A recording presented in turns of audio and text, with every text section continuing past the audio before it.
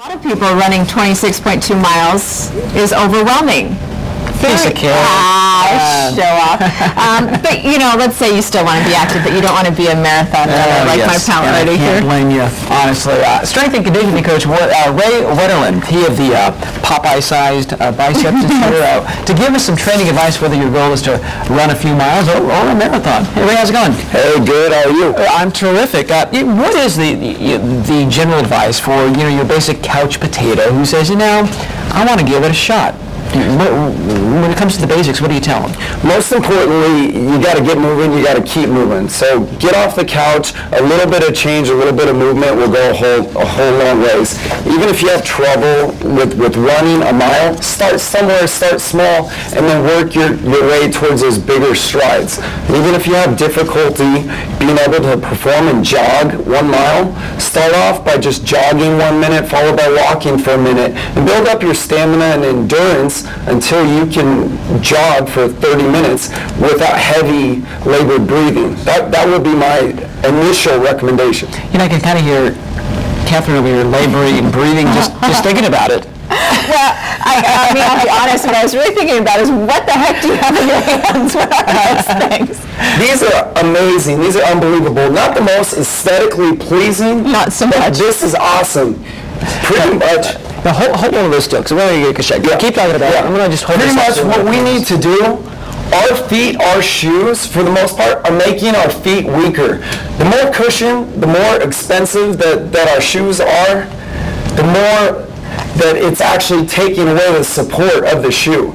So what we have here is this simulates more of doing barefoot training. Even a little bit of integration go a whole long ways. The running mechanics are improper in the sense from heel strike. So barefoot running encourages striking the foot with your forefoot, which takes so much impact off of the joints of the body. Because the impact of running has a impact of up to 12 times your own body weight, which is crazy. It's huge. And over 60% of runners are getting injured every year. So you got to have the right shoes. You have a tennis ball in your shoe, Ray. What's up with that?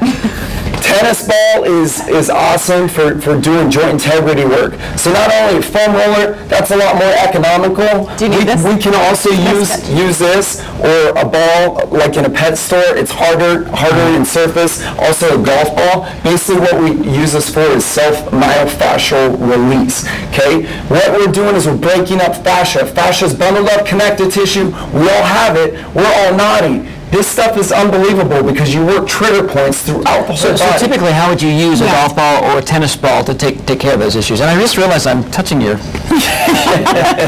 Wash your hands after.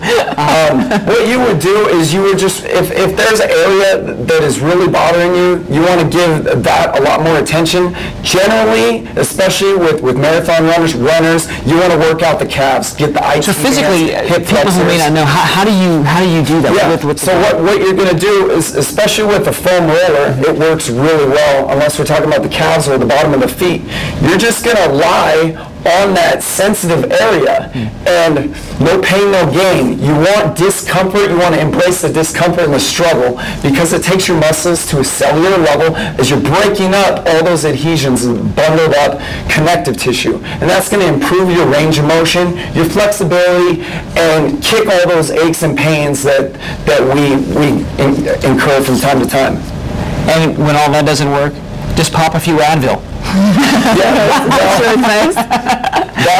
But also the other thing with marathoners, runners, shin splints and plantar fasciitis, it's huge. Shin splint prevention is huge. The impact of running and striking, the tibia, the front of the shin, takes up to 70% of the impact.